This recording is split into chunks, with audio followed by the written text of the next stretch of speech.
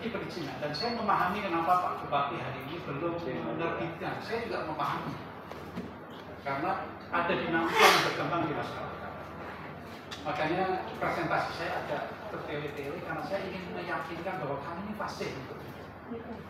Semakin kesini Pak, domain pemerintah semakin kecil. Di sini domain kami hampir 90%. Izin dari Pak Ramli saat itu, selebihnya 7 tahun saya menghadapi bagaimana tantangan-tantangan di masyarakat untuk ngebor.